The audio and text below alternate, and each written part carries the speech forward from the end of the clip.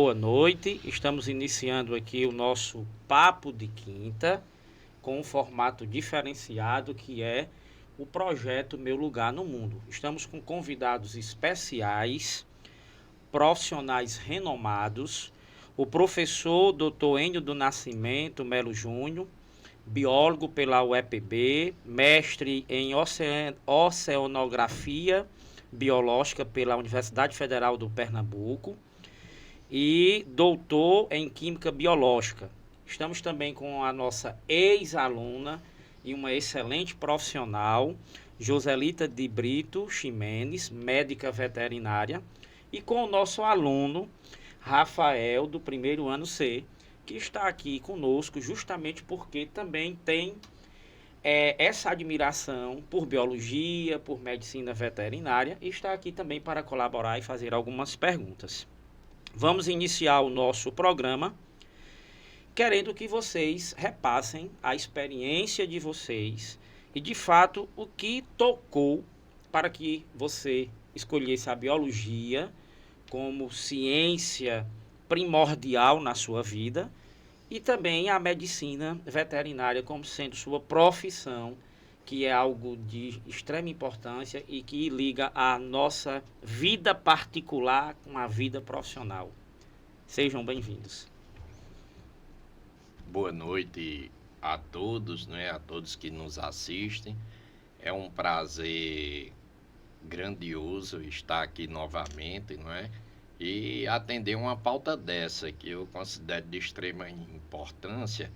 Eu fui professor de ensino médio e de cursinho pré-vestibular e eu notava que o maior drama dos alunos era a escolha profissional, né? No meu curso de Ciências Biológicas também existia um grande drama, que era que área eu vou seguir. A maioria dos alunos passam por esse problema, o que não foi o meu caso, né?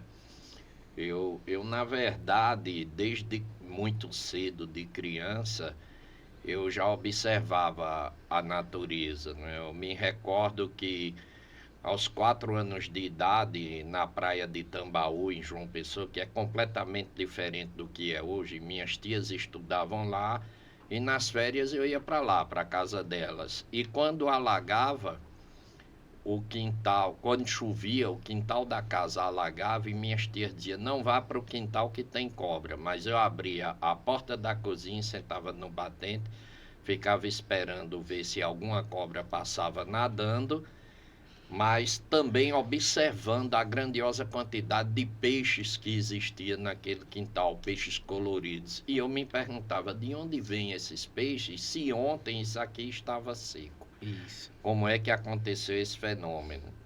Isso é uma das primeiras observações que eu fiz na natureza.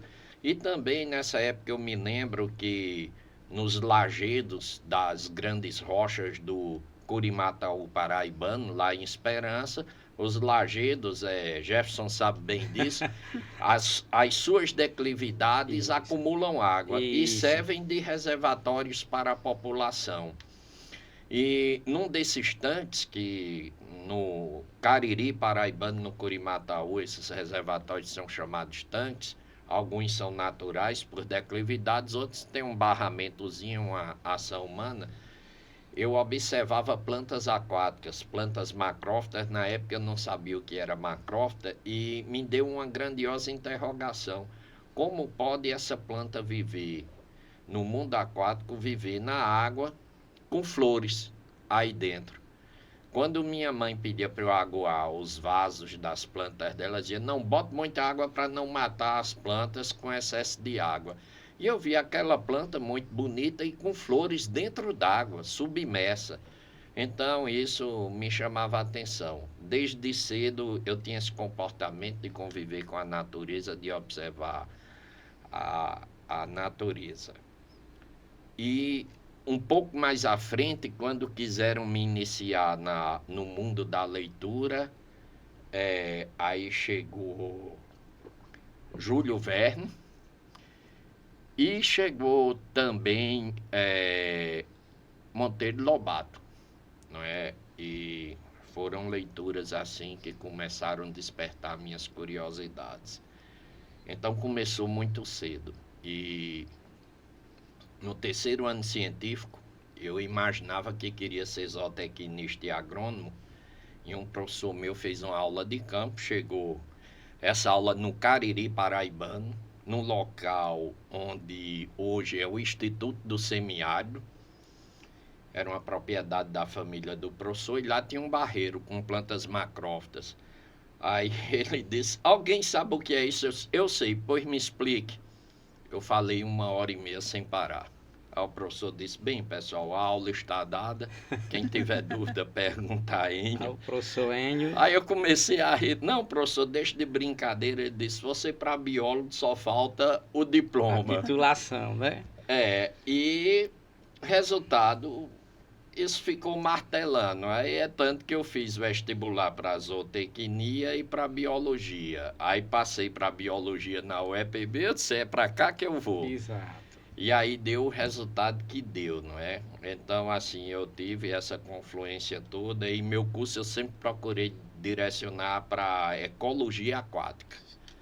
Não é à toa que eu fiz o mestrado em oceanografia. Aqui eu trabalho com limnologia, que corresponde à oceanografia para as águas marinhas, limnologia para as águas continentais, as águas doces, não é?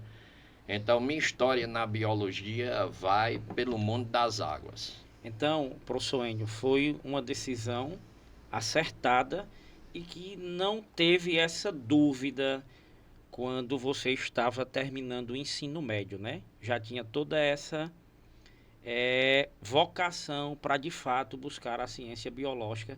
É tanto que a gente vê o profissional aí, que é um profissional que faz o que gosta e que é muito competente. Obrigado pelo elogio. Muito competente, né? Eu sempre digo para os meus alunos, se você quiser ser competente, descubra do que é que você gosta. Isso. É preciso gostar. É preciso ter uma ligação muito harmônica com o seu campo de trabalho. Isso aí já é um bom caminho para que aí a competência chega naturalmente. Exato. E a nossa ex-aluna, Joselita, que foi minha aluna em geografia, como foi a sua escolha? De fato, relata a sua experiência para quem está nos assistindo. Boa noite a todos. Foi bem diferente do que o professor Enio colocou.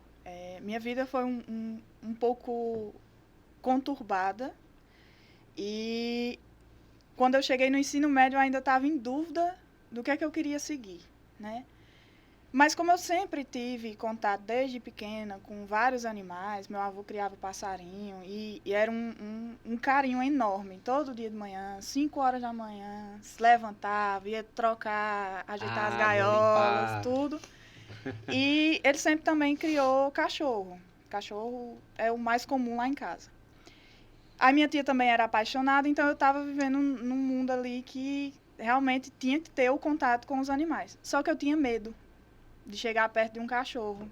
Eu admirava de longe, mas não gostava de manter essa contato. aproximação, né? E depois que eu tive um determinado animal, que ela chegou a falecer, me deu um estalo na cabeça de que eu queria realmente cuidar daqueles que não podiam falar.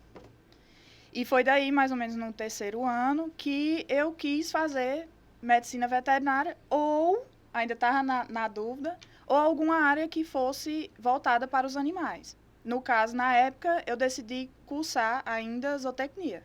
Passei no IF, no Instituto Federal daqui, cursei 2 anos e meio, e depois de 2 anos e meio, até hoje eu me pergunto o que foi que aconteceu, eu resolvi ir embora, cursar veterinária na Paraíba. Foi quando eu passei em Patos, na UFCG, e fui para lá. E permaneci até julho de 2024. Me formei agora, dia 5 de julho. Sou recém-formada. Mas, assim, foi uma vivência que eu precisava ter para ter essa decisão de que realmente eu quero a veterinária na minha vida e é isso que eu quero trabalhar. Muito bem. Professor Enio, a cada dia a gente recebe os alunos no ensino médio com muito novos.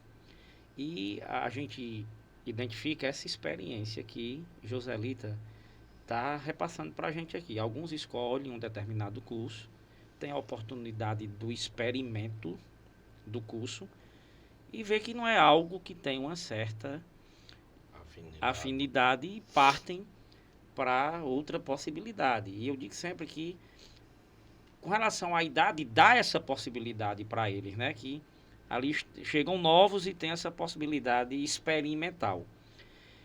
E o projeto Meu Lugar no Mundo, justamente ele tem como objetivo principal justamente trazer profissionais para que os alunos tenham esse contato, para que esse contato ajude nessa decisão. Porque, na verdade, é uma decisão, que eu digo sempre, é uma decisão muito séria, porque a sua vida profissional é algo que é marcante. Imagine se o professor N não gostasse de ser professor.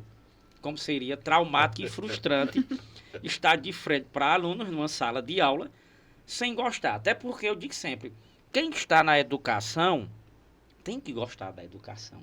Não tem como você fazer diferente. Eu até brinco dizendo, ou você gosta ou não gosta. Você só aguenta uma semana. Concorda comigo? Concordo. Você não passa disso, não. Ou você, porque é algo que requer um diferencial. Você está com contato direto com pessoas, com comportamentos diferenciados. É uma profissão que exige muito do profissional, que no caso é o professor. Então, ou você tem esse amor, tem essa paixão, ou não tem como prosseguir, não. Não tem como fazer de conta, né? A gente não tem como estar ali buscando uma situação que não é real, que não é realista. Então, a questão dos alunos chegarem mais novos dá essa possibilidade. Aí você já está atuando na área. Agora, na verdade, eu estou estudando para residência, Certo. porque eu não quero parar os estudos. Isso. E comecei a pós-graduação na área de saúde pública. Olha aí. E, Rafael, o que é que você tem a dizer diante de dois profissionais aí, de um biólogo, de uma médica aí na área de medicina veterinária, que você estava dizendo aí nos bastidores, que inclusive deixou até o professor empolgado, que gosta de biologia. Pois diga aí o que é que, assim, qual é a sua pretensão? Você já está... Rafael é um aluno nosso do primeiro ano do ensino médio, do primeiro ano C. Mas eu digo sempre, professor Enio, que o ensino médio é muito rápido, é curto demais, né? E agora, com essa preparação para o Enem, o conteúdo programático vai até o mês de outubro. Os meninos estão fazendo o Enem agora no primeiro domingo e segundo domingo de novembro. Então, o ano do terceiro ano é muito curto. Então, o ensino médio é assim, um estalar de dedos, é rápido. E aí, Rafael? Eu sempre tive uma dúvida muito grande em relação ao curso de biologia sobre a quantidade de conteúdos do curso. Porque a biologia, o estudo da vida, é muito vasto, é muito grande. Tem a vida das plantas, dos animais, e estuda também os humanos. E cada um desses seres são muito bem detalhados. Então eu queria saber como é dividido no curso todos esses conteúdos. Se vocês estudam todos eles especificadamente ou como é dividido? Uma pergunta importante, né? Sim. Porque, inclusive, se vocês me permitirem, eu quero abrir um parênteses aqui, certo? É que aconteceu uma coincidência aqui, mas eu quero deixar muito claro para todos que nos veem, nos escutam, que a zootecnia é maravilhosa. Olha aí. O Brasil é o maior produtor mundial de gado, zootecnia. Sim. O Brasil é o quarto maior produtor mundial de tilápia, zootecnia, certo? Mas ocorreu dos dois profissionais aqui pensarem na zootecnia e pularem o muro, não é? Pular a cerca e foram para o outro lado. Dentro da biologia eu trabalho com psicultura e, de certa forma, a psicultura ela permeia entre biologia, zootecnia, ecologia. Tudo, né? Tudo. Então, eu quero aqui enaltecer a importância da zootecnia, né? Para que ninguém fique pensando errado sobre a zootecnia. E a tua resposta. Olha, realmente o curso de Ciências Biológicas é um curso assim muito vasto. Eu sempre falo para os meus alunos, uma das grandes dificuldades é escolher que caminho seguir. Porque além de ser um mundo muito vasto, ele é muito sedutor, Isso. certo? Ele é um mundo muito sedutor, porque você pensa o seguinte, é, historicamente, os cursos de biologia eram montados para a pessoa estudar o ambiente, a fauna e a flora.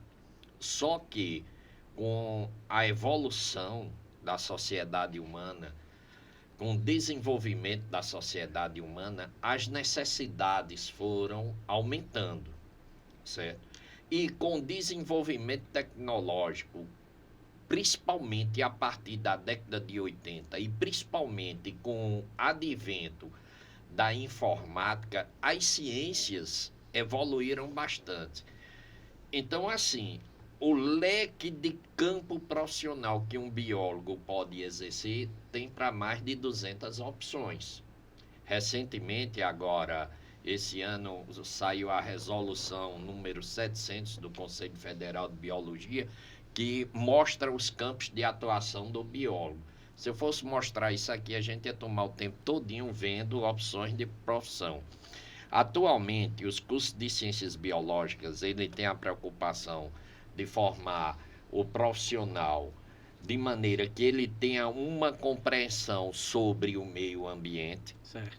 E eu trabalho especificamente nesse setor como professor, e a minha maior preocupação é fazer com que o aluno entenda da forma mais ampla possível o que é um ecossistema e como esse ecossistema funciona. Tranquilo, tranquilo.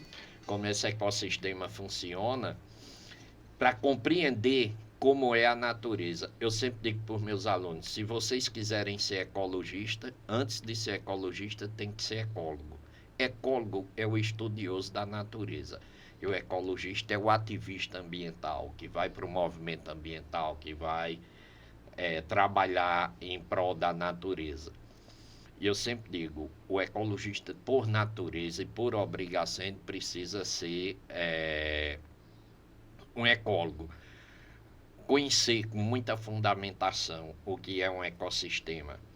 Da mesma forma, o zoólogo precisa ter uma compreensão muito clara do que é a fisiologia dos animais.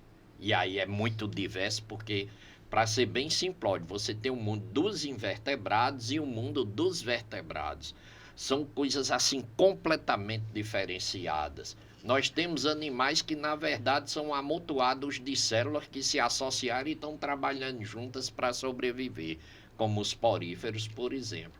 E temos lá os grandes vertebrados, os mamíferos, né, que são o nível mais alto na escala em complexidade. Então tem esse mundo todinho. É necessário que o zoólogo ou o biólogo queira trabalhar com zoologia, que ele compreenda como é a estrutura, como é o funcionamento desses organismos e, principalmente hoje em dia, a sua condição, a sua capacidade de perceber a natureza e se adequar a essa natureza. O mesmo pensamento para a turma que gosta da botânica, dos vegetais. Então, o biólogo ele precisa ter essa formação com essa concepção.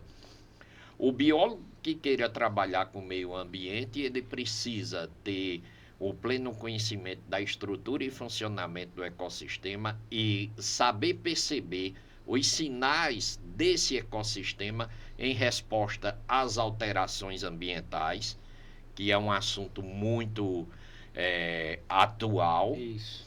Não é? Ele precisa ser preparado para isso, o zoólogo também e o botânico também. Além disso, existem as ciências biomédicas, que ela permeia com o curso de biologia, porque o curso das ciências biomédicas o nascedouro foi num curso de ciências biológicas, né? Então tem toda a questão aí que o biólogo pode atuar nessa área. A formação, ele precisa ser formado para entender a fisiologia do corpo humano, entender a reprodução do corpo humano, entender a genética do corpo humano. Né? Então, assim, são leques de linhas de estudo bastante ampla. Então, o curso de Ciências Biológicas, ele precisa dar essa visão para o aluno, para que ele tenha a possibilidade de escolher a opção que ele vai seguir, não é? E, geralmente, os cursos de Ciências Biológicas são aproximadamente 9 períodos, não é? Existe uma orientação do Conselho Federal de Biologia sugerindo o que deve ser estudado, o que é necessário, o que é importante, mas os cursos têm a liberdade de montar suas grades curriculares. Então, nesse contexto, o curso precisa preparar o biólogo dentro desse contexto. Aí, dentro desse contexto, a gente vai ter que ter um pouco de química, um pouco de matemática, bioquímica e por aí vai, certo? Que são as ciências acessórias de informática. Para vocês terem uma ideia, recentemente eu levei meus alunos para o laboratório de informática. Vamos trabalhar planilhas de dados, que eu trabalho com meio ambiente e os dados ambientais São importantes, né? precisa ser bem trabalhado e precisa saber trabalhar. Lá para as tantas dá um aluno, pelo amor de Deus, professor, por que você só fez isso agora? Meu caro, me desculpe, eu fiz alguma coisa errada, o que houve esse espanto? Não, professor, muito recentemente eu perdi um final de semana todinho para descobrir um erro no meu TCC. Que a gente via que o resultado final tinha um erro, só não sabia onde estava o erro. Aí eu disse, foi nos seus dados, foi. Aí comecei a rir. Eu disse, professor, eu estou rindo, mas estou chorando. Porque o problema que ele teve, na aula eu mostrei, no máximo, eu mostrei uma planilha de dados meteorológicos com mais de 2.000 dados. Olha aí. E tinha erros nessa planilha. É natural acontecer isso. Então, você tem que saber como identificar o erro. E a planilha ajuda. Em 5 minutos estava tudo resolvido, identificado e corrigido. Então, assim, a gente tem que preparar o aluno com essa visão ampla, não é, para que ele tenha um conhecimento básico das áreas de atuação e aí, durante o curso, ele tem a possibilidade de fazer um estágio no laboratório, fazer outro, executar um trabalho e começando a se decidir o que vai fazer na vida. Participar, eu digo muito, professor Enio, eu sou formado pela URCA, como você sabe, né, em geografia, e eu tive a oportunidade de ser bolsista. E eu digo muito aos alunos que a universidade nos dá essa possibilidade a mais, que é a extensão, que é a pesquisa, que é justamente onde a gente observa que qual é o papel da universidade para a sociedade. Nós sabemos muito bem disso. Mas eu queria saber de vocês, tanto de Joselita como do professor Enio, esse campo de atuação, como o professor Enio acabou de dizer que a cada dia se tem uma possibilidade maior de atuação, é interessante também, como médica veterinária, que os alunos eles tenham esse conhecimento. Ele pode atuar em que setores? Qual é o campo de atuação do médico veterinário, da biologia? E muitas vezes os alunos perguntam, que tem aluno que quer terminar, sim, ter um curso superior, mas que tem um projeto de concurso, de ser um servidor público. E eles perguntam muito, olha, Jefinho, como é isso aqui? Ó, eu vou terminar, mas tem concurso? De que forma eu vou ingressar como um servidor público terminando esse curso superior? Então, essa experiência de vocês, esse relato é importante também para que eles tenham essa oportunidade maior, esse conhecimento maior com relação às áreas de atuação.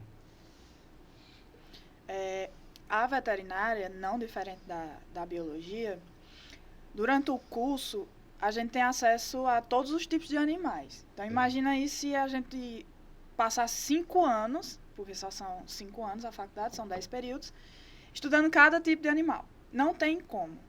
A universidade vai direcionar o aluno para alguma área de atuação. Se você não se sente bem naquela área, aí depende de você e das disciplinas optativas que são ofertadas durante o curso. Se sair, vamos dizer assim, tentar procurar o seu lugar dentro da universidade. E as áreas de atuação são extensas. É um leque muito grande. É cirurgia, anestesiologia, imagem, trabalhar com ultrassom, raio-x. Tem a área de saúde pública, que é para trabalhar com prevenção. Pode também trabalhar com outros profissionais em relação ao SUS. Com patologia, microbiologia, inspeção de animais, inspeção de frigorífico, inspeção de laticínios, auditoria, você pode ser auditor fiscal, você pode ser consultor também, perito criminal, então assim, professor também. É uma área muito extensa para você conseguir definir em 5 anos de faculdade. De faculdade, eu digo sempre que os municípios, geralmente, eles abrem concurso para médicos Sim. veterinários, né? Que é necessário que o município tenha isso. Sim, sim. Né? Eu digo sempre a eles. E assim, a cada dia a sociedade, ela busca justamente essa atuação maior de profissionais, né? Nós necessitamos de um conhecimento mais aprofundado, até porque a atuação do biólogo, do médico, né, da médica veterinária, isso faz com que a gente tenha qualidade de vida. Eu digo muito, professor Enio, com relação a, quando a gente trabalha muito esse processo de industrialização, a necessidade do estudo de impacto ambiental, do relatório de impacto sobre o meio ambiente, que, na verdade, é um conjunto de profissionais de áreas diversas que vão, inclusive com um biólogo lá, que vão analisar o que é que aquela indústria pode trazer de dano ao meio ambiente, se será favorável ou não a construção daquela indústria, o que é que será negativo para o município do ponto de vista de impacto ambiental. E a gente repassa muito isso, essa sensibilidade e essa preocupação que a sociedade deve ter diante destes assuntos, porque são assuntos importantes que estes assuntos irão proporcionar uma condição de vida melhor, uma qualidade de vida melhor e assim sucessivamente, né? Assim, o que eu vejo muito e escutei muito na época que eu terminei o ensino médio é tratar como se a veterinária trabalhasse especificamente só com animais. Isso, exato. Mas a gente não trabalha só com animais, a gente tem que trabalhar com a saúde humana, a gente tem que trabalhar com a saúde animal e a sustentabilidade do meio ambiente, porque sem isso, nenhum dos dois existiria. Exato. E é durante o curso que você consegue ainda ter uma desenvoltura em relação a esses assuntos. Você consegue ver realmente onde você vai trabalhar. Exato. É muita coisa para estudar, né, não? Muita. Eu digo, É um universo. eu digo é muita coisa. Porque se você pegar a biologia, se pegar a medicina veterinária, se pegar a geografia, meu amigo, é coisa demais para estudar. E são, né, por setores, por áreas definidas. Sim. Mas que esse é o nosso desafio, que a ciência está aí justamente para buscar essa condição, né? E o papel do biólogo na sociedade? Bem, o papel do biólogo na sociedade é importantíssimo, mas eu quero aproveitar a sua pergunta para citar um fato interessante, né? A escolha foi muito apropriada. Se você pegar a regulamentação da profissão do biólogo e do veterinário e do zootecnista, vocês vão ver que num percentual muito grandioso das opções de campo de trabalho que tem, essas três profissões se encontram. Muito bem. O zootecnista, o biólogo e o veterinário podem assumir determinadas funções em algumas situações. Qualquer um dos três pode executar essa função, não é? Por exemplo, auditoria ambiental, não é?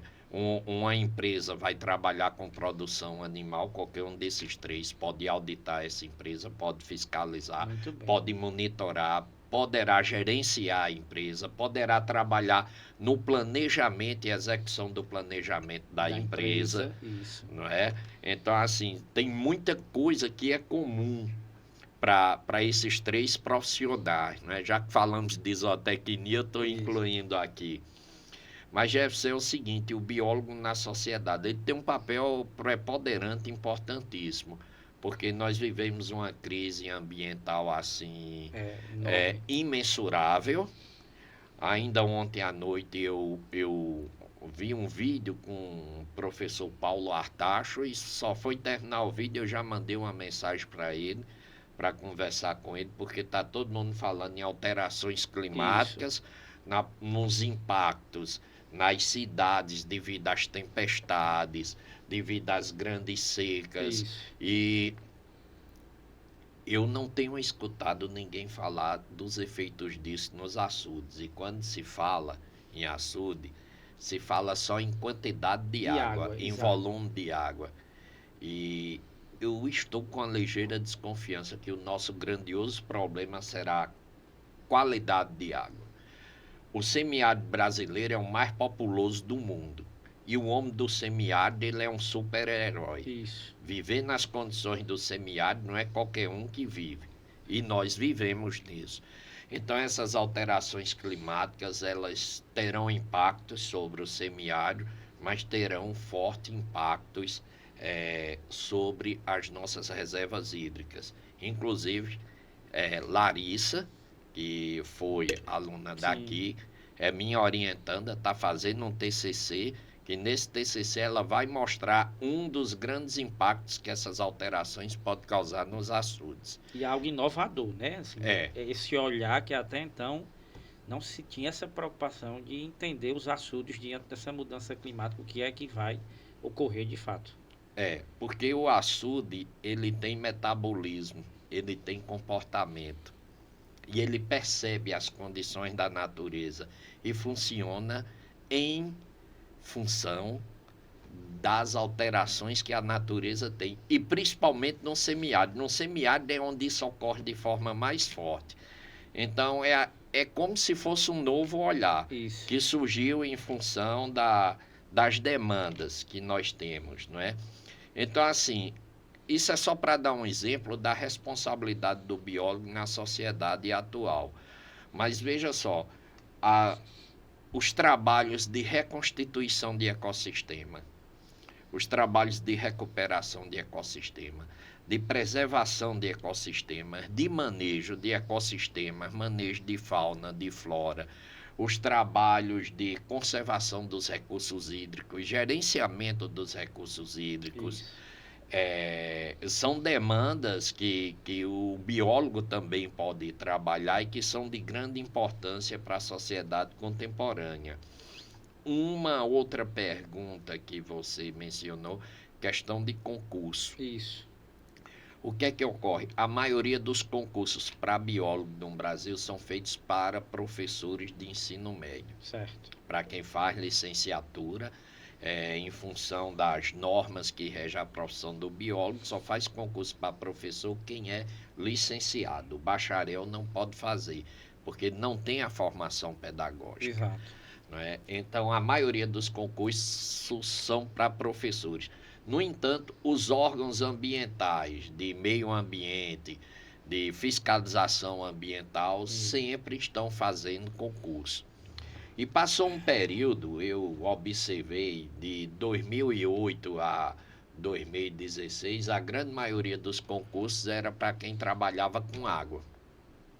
Isso em função das demandas da sociedade. Vivemos no semiárido e, inclusive, concursos do IBAMA, acho que foi em 2007, houve um concurso do IBAMA, e a turma lá da UFPB, então vai escrever, não vou não, eu já trabalho na universidade, eu não vou fazer um concurso desse. Façam vocês que precisa se fixar. E quando eles fizeram a prova, disseram, a prova era tua, cara. Se tu tivesse feito, tinha fechado. Tinha passado, porque 70% da prova era ecologia aquática, 20% tinha piscicultura no meio.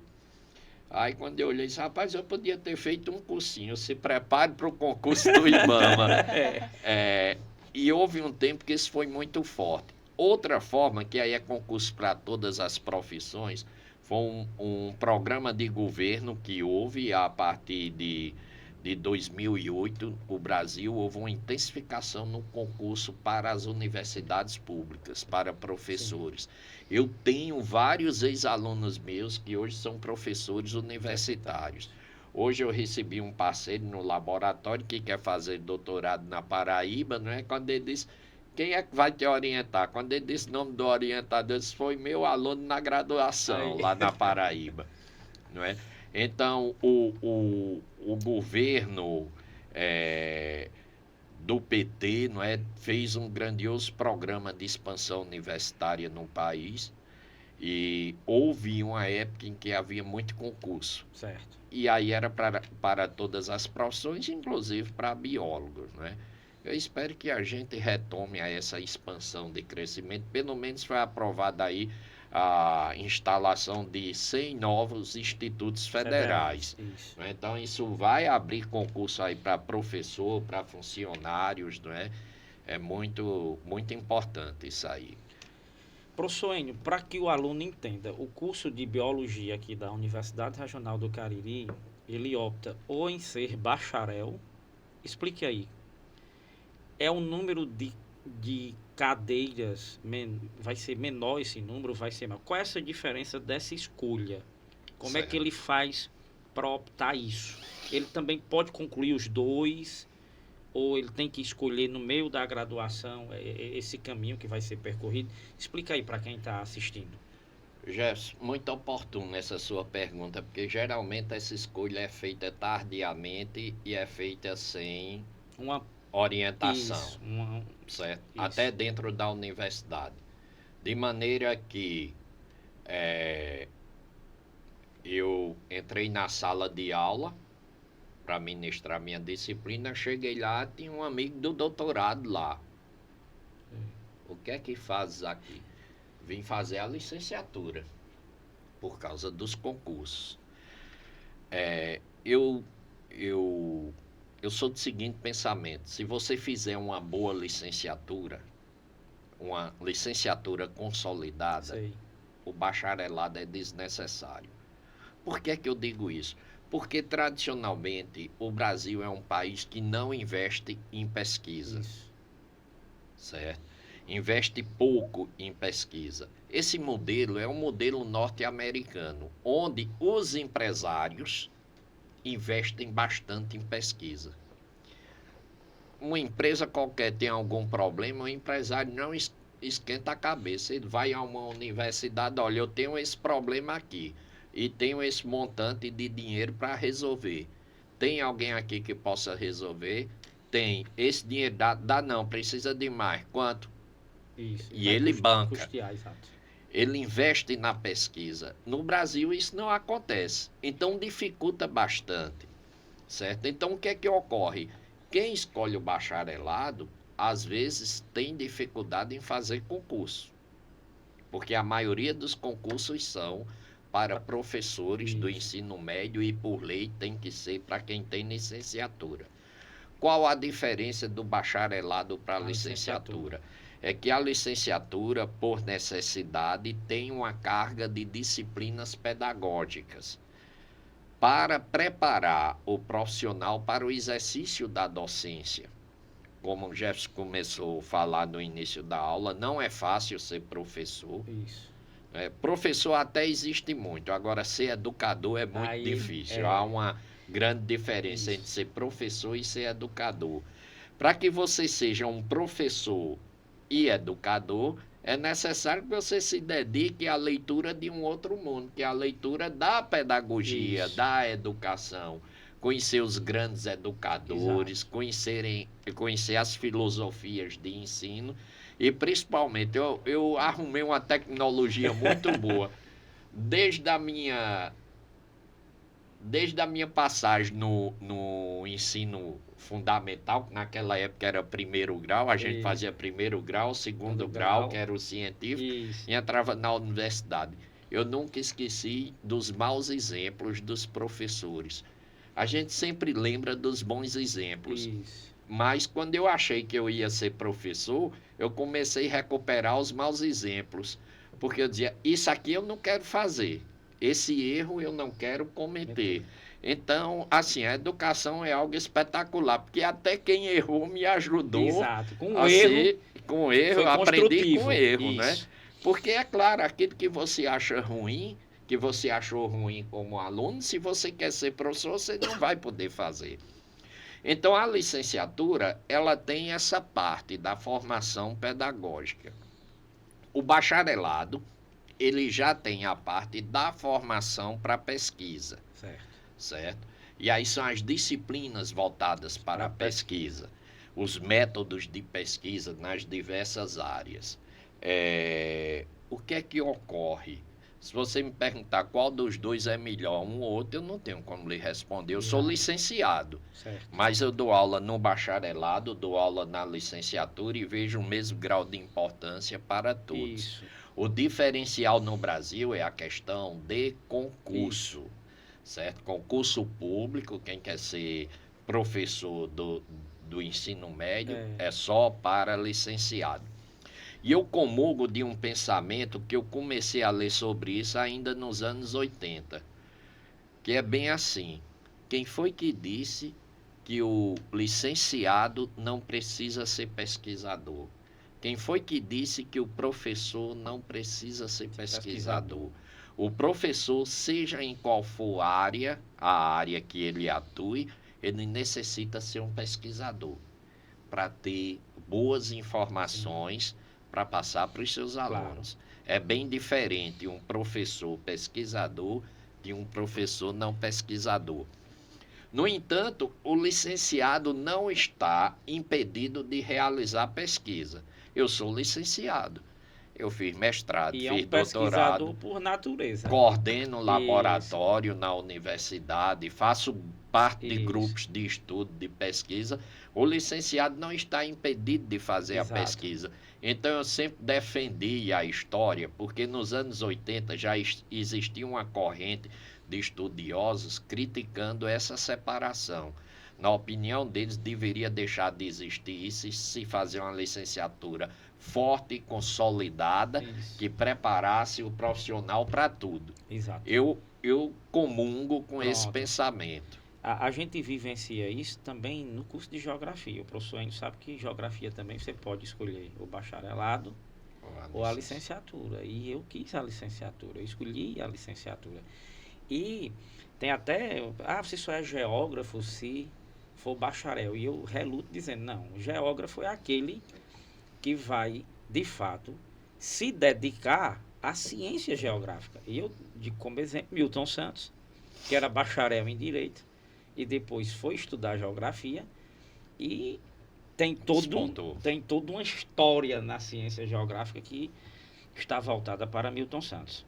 Joselito, isso é o meu olhar de geógrafo no sertão nordestino. Eu converso muito com o professor Enio, nós temos umas histórias muito boas do sertão, né? É uma impressão minha, eu vejo que o criador do sertão, ele está tendo uma preocupação maior de buscar o profissional, o médico veterinário, que até então não se tinha muito. Essa visão minha, ela está correta? Assim, a vivência que eu tive foi no sertão da Paraíba. Certo. Então, lá a abrangência para as cidades vizinhas e tudo, ela chama mesmo o produtor. O hospital veterinário da UFCG, ela tem a clínica de grandes animais. Sei. E a gente via a quantidade de animais que chegava para tratamento. Isso animais tipo boi, vaca, era cavalo. O cavalo era mais comum porque tem vaquejada, tem os criadores. Destaque, né?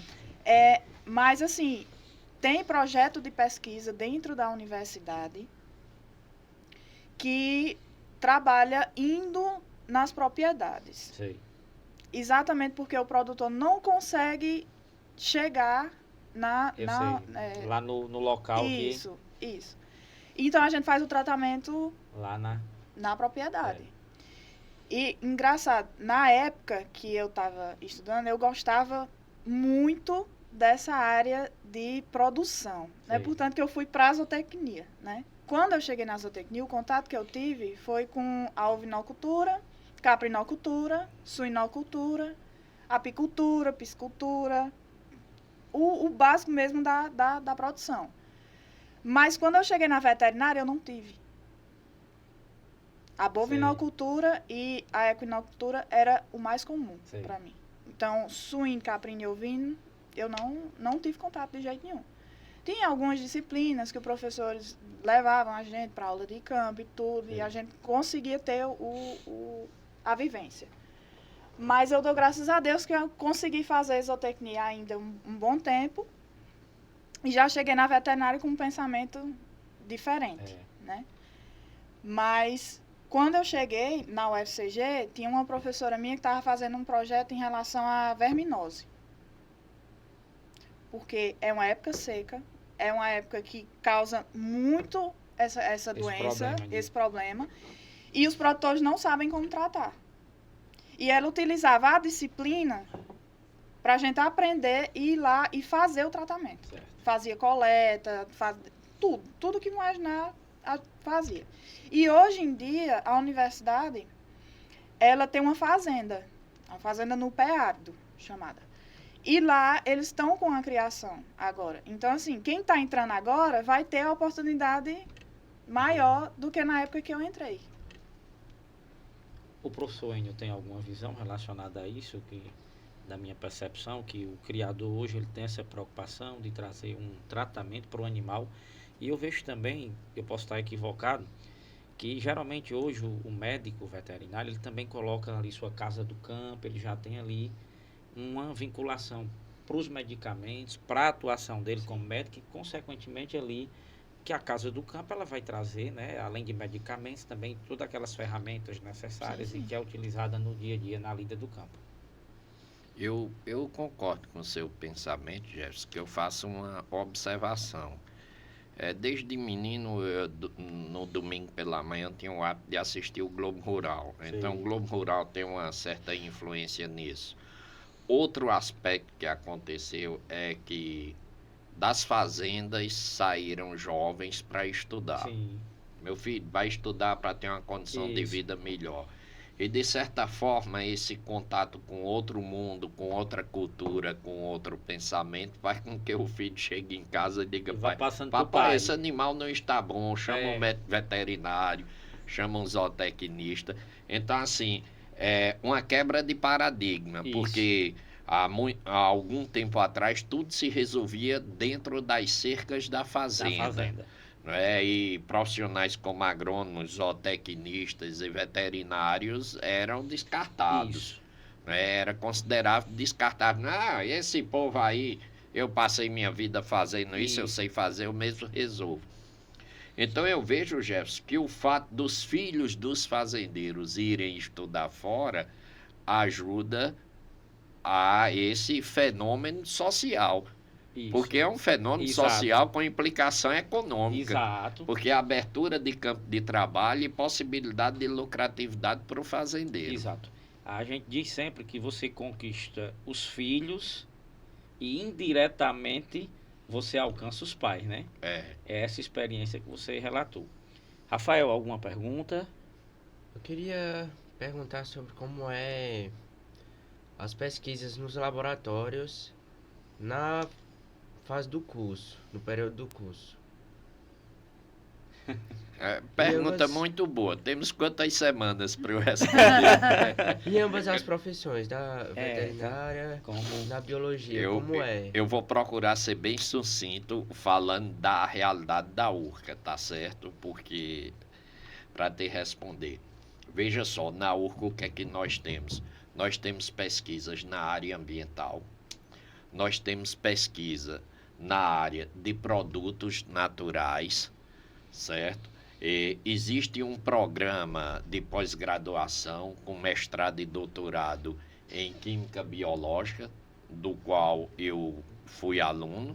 Eu me preparava para fazer doutorado em Meteorologia, por causa dos açudes do semiárido, e um professor desse programa me desafiou, e eu não posso ser desafiado. E graças a Deus fui no desafio dele, fiz meu doutorado aqui, um doutorado excelente. Até agora, novamente, 2 professores desse programa foram classificados entre os pesquisadores mais importantes do mundo na área. Foi muito divulgado aqui na A região, URCA né? anualmente tem tido essas Bons glórias, resultados, né? Bons resultados, não é? E na química biológica, ela tem uma área que estuda os produtos naturais, então ela estuda a vegetação que tem aqui na região, os princípios químicos ativos que essa vegetação tem que podem ser usados como antibióticos, os efeitos que eles têm sobre os fungos, sobre as bactérias, que substâncias benéficas essa vegetação tem e podem ser aproveitadas. Nós temos pesquisadores como referenciais nessa área de pesquisa no nosso programa, não é? Eu digo nosso porque eu fui de lá e me Sim, sinto... faz parte, claro. me sim. sinto de lá, não é? Exato. Tive o prazer de ser aluno de lá. E esse programa, ele também abriu uma linha de pesquisa ambiental. Aí foi aí onde eu entrei para esse programa, não é? Porque eu não sou do mundo da bioquímica. Esse programa ele tem um contexto de bioquímica muito forte. E eu entrei para o mestrado porque ele abriu a linha ambiental e meu orientador queria fazer um trabalho na área do meio ambiente. Me observou dando uma aula prática para os alunos, aí me fez umas perguntas. Rapaz, isso dá alguma coisa? Isso dá um trabalho de peso.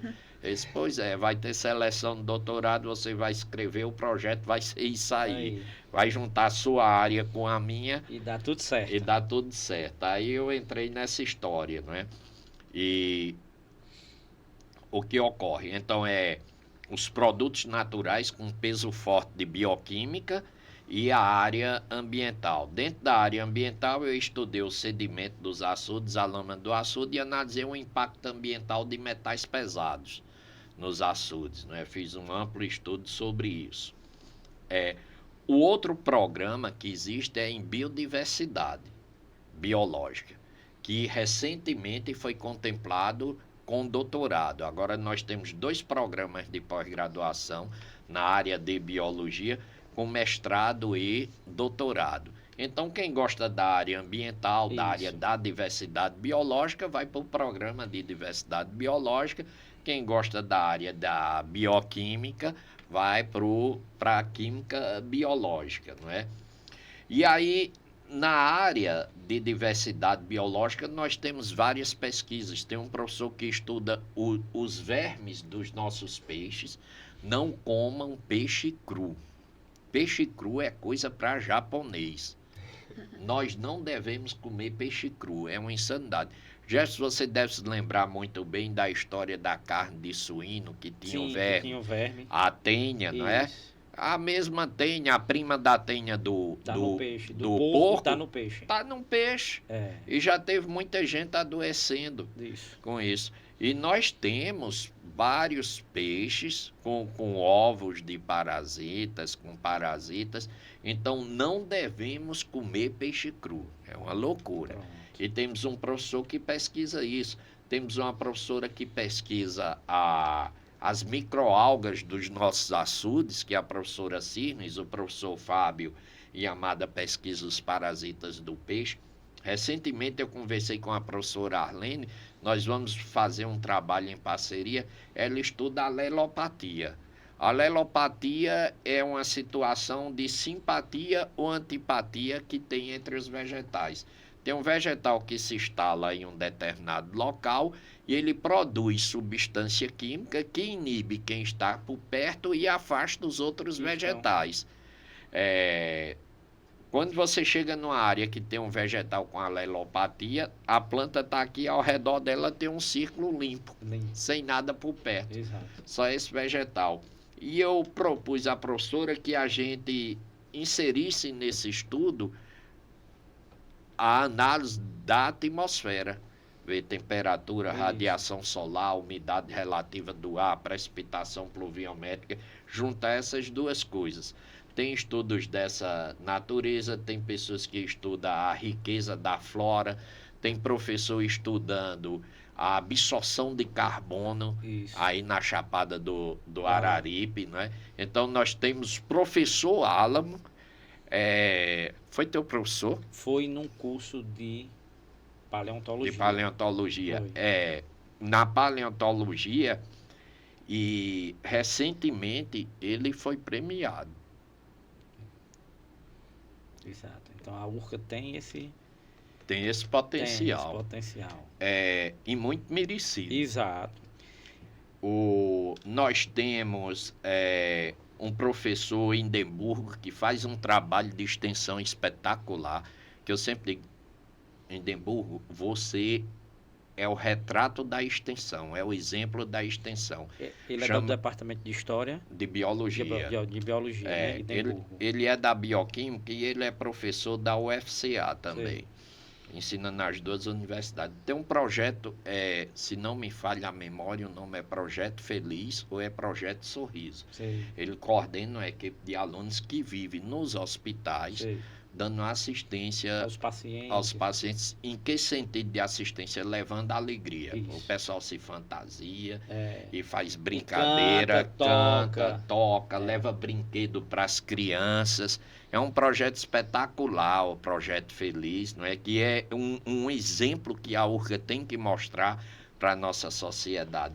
Então, assim, o curso de biologia é muito diverso. Rafael. E eu trabalhando com água, não é que eu falei de todo mundo, eu trabalho com a ecologia dos nossos açudes. Eu estudo o metabolismo do açude. O açude tem metabolismo, ele respira, ele faz decomposição.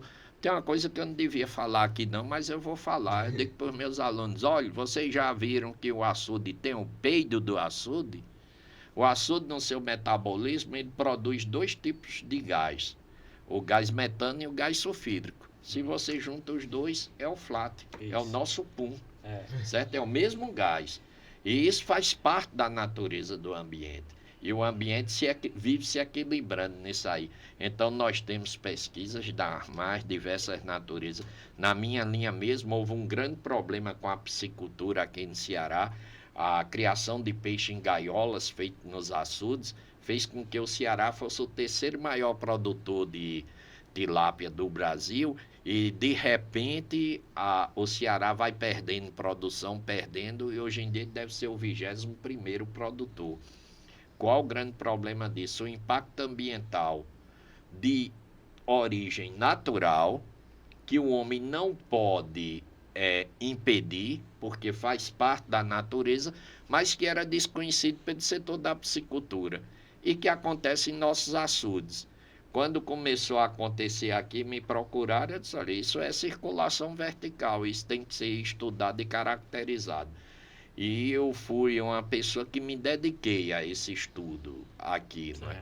Para identificar isso. Então, assim, o mundo da pesquisa na biologia, na URCA, ele é bem amplo.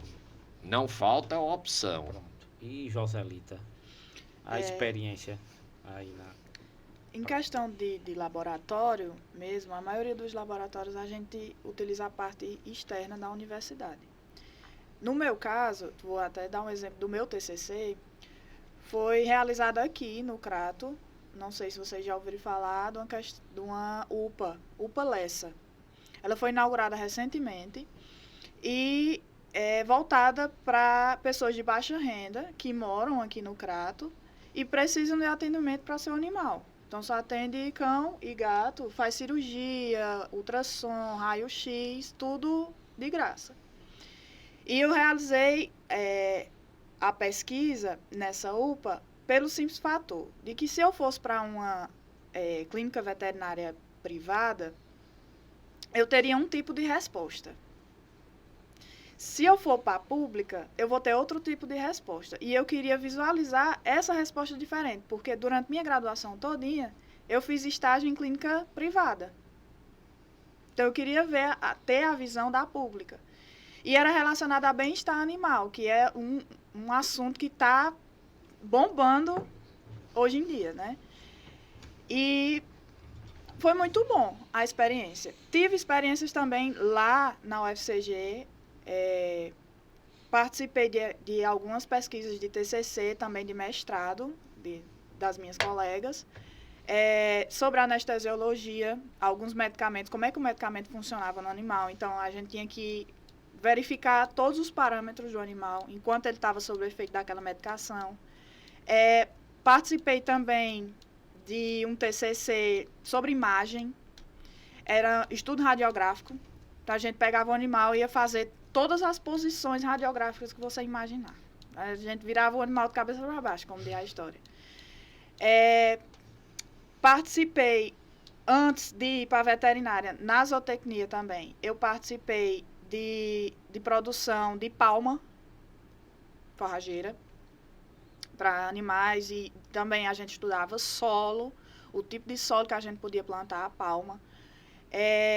Voltando para a veterinária, a questão dos laboratórios, tanto pode ser externo como pode ser interno, dentro da universidade. Então, tem diversas áreas que você pode trabalhar, de histologia, produção de lâmina, você estudar a diferença de uma lâmina, de um órgão, vamos dizer, do estômago, de um caprino para um ovino, é bem diferente em lâminas.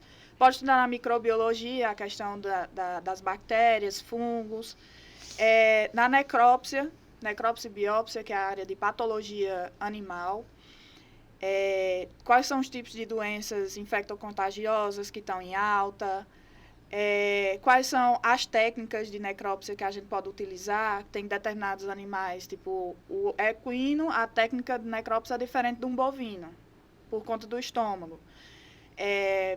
Do cão também é diferente do gato e por aí vai. Também tem a questão da biópsia, que é mais análise laboratorial, produção de lâmina. Tem a parte clínica, a clínica de animais, de pequenos animais, e a clínica de grandes animais. Enfim, tem uma infinidade, assim, são várias áreas que, se você for olhar, você fica doido mesmo. Eu mesmo, dentro da universidade, eu não sabia para que lado eu ia.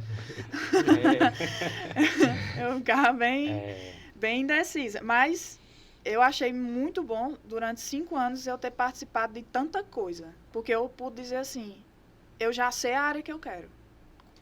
E mais ou menos foi no 7º período. Até o 7º, 8º período, a gente não vê animal de produção. Do metade do 8º, 9º, 10º, a gente começa a ver os animais de produção, que é a questão de aves, suínos. E também a parte de vigilância sanitária, zoonoses, de doenças infectocontagiosas, é mais para o final do curso. Então, onde é que eu fui me encontrar? No final do curso. Então, eu tive que cursar 7 períodos para conseguir chegar onde eu queria, né? Mas foi muito bom mesmo. Eu experimentei todo tipo de área que você imaginar.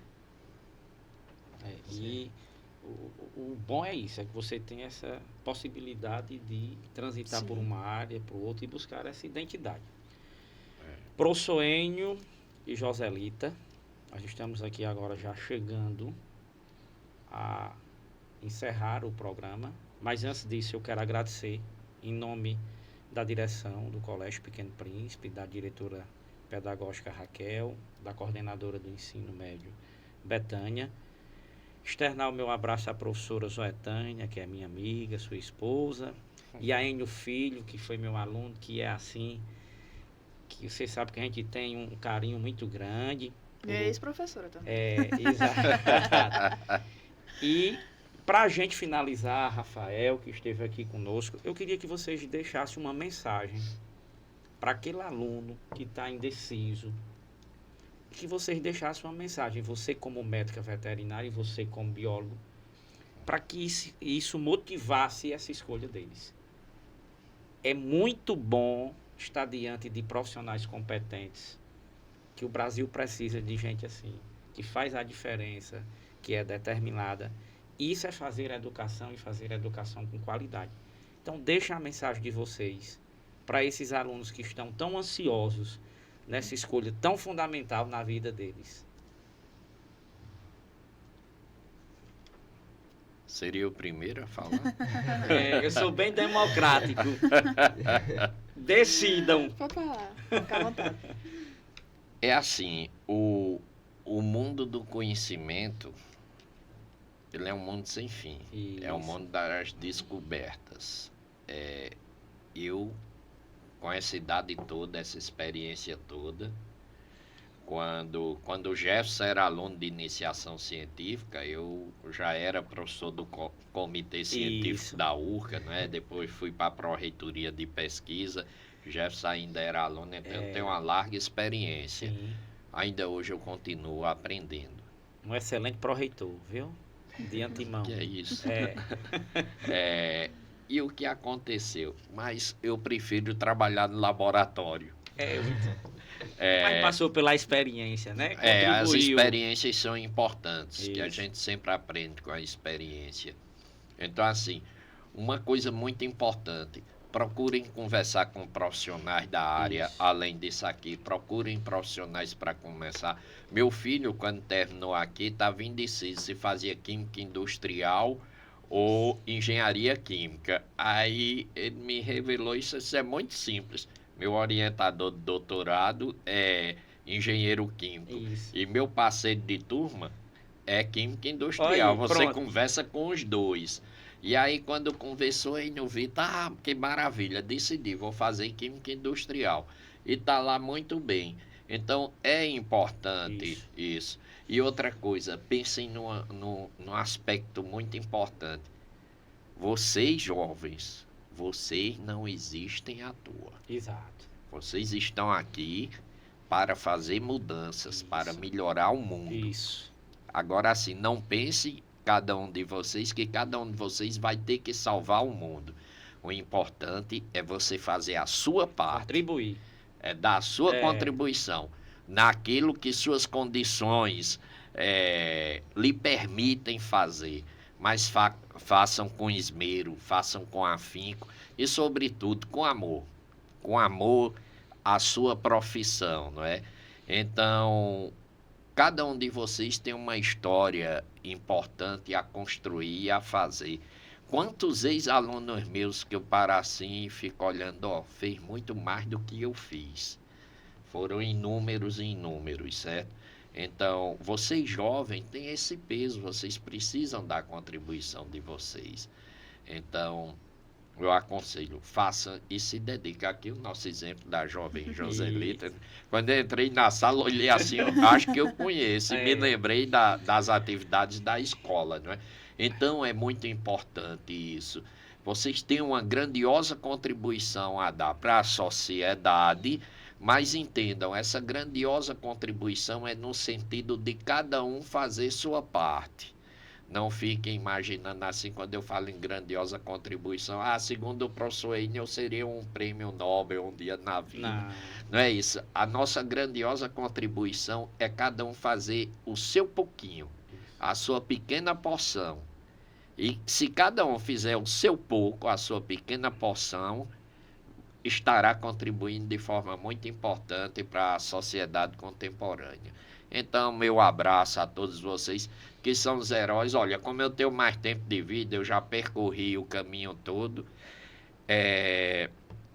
Eu sempre disse, e vou continuar dizendo, o ano mais difícil da vida de estudante de vocês é esse agora, Exato. do terceiro ano. É. Passou daqui, o resto é moleza. Café. Sabe que a melhor fase da vida, eu sempre brinco, é a de universitário.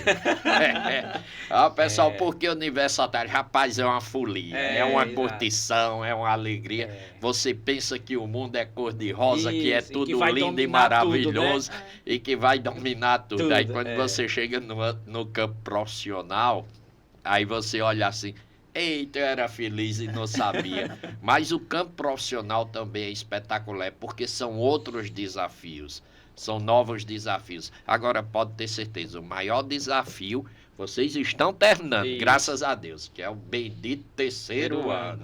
Minha gente, o ensino médio e o terceiro ano, não existe peso maior na vida de um estudante. O resto, ó, é café pequeno. Para quem gosta de conhecer as águas, é um divisor de águas, né? O terceiro ano é um divisor de águas. Divisor de águas. Exato. Joselita. Eu pensava muito assim, quando eu estava terminando o ensino médio e pensando o que é que eu faria da vida. E eu me perguntava muito, meu Deus, será se um dia eu vou estudar aquilo que eu quero? É uma pergunta que a gente se faz muito quando termina. E graças a Deus estudei o que eu quero e o que eu não quero também. Tem suas vírgulas, né? Mas sempre vai existir a questão do estudar. E estudar o que quer e estudar o que não quer. O que não pode é nunca deixar de estudar. É uma atualização diária mesmo. E eu digo, na minha área, porque é mais fácil de falar, mas acredito que nas outras áreas também Todos. é da mesma maneira. Mas outra coisa que eu também gostaria que todos pensassem é não desistir. Não desistir daquilo que você quer. Eu tive uma fase muito difícil na minha graduação, em que no 5º período eu resolvi querer desistir da universidade. Mas olhei para frente e resolvi seguir. Disse, não, uma hora vai dar certo. Isso. Uma hora as coisas vão se encaixar. Porque é muito difícil você morar em outra cidade, você morar só, Todos os desafios, resolver só. né? Exato. Isso. Tudo é sozinho, né? É. Mas assim, uma hora você consegue, uma hora você se encaixa. Em algum momento da vida você vai se encaixar. E na questão profissional, eu não tenho muito o que falar, porque eu não entrei ainda no mercado de trabalho. Mas acredito que também Logo, vou logo. seguir da mesma Isso. maneira que a graduação, né? Isso. Me dando muito bem com todo mundo, querendo trabalhar, querendo fazer o meu máximo e a minha parte, como o Enio disse. A gente só tem a agradecer e com muito orgulho eu digo assim, foi minha aluna. E Com certeza. nada melhor para a gente encerrar do que cada um irá conquistar o seu lugar no No mundo. mundo. E cada um vai contribuir da melhor forma para Com que a gente certeza. tenha um mundo melhor. Professor Enio, meus parabéns. Eu tenho uma grande admiração por ti. A recíproca é verdadeira. Minha você querida sabe. aluna, eu também fico assim, isso é uma Maravilhado. realização É. dos professores, né? Um grande abraço, Rafael, que logo, logo vai estar nessa escolha, Com que é num certeza. curtinho intervalo de tempo aí, ele está escolhendo. E nosso amigo Júnior, que sempre está aqui nos dando esse profissionalismo no Papo de Quinta e no meu lugar no mundo. Um grande abraço, boa noite.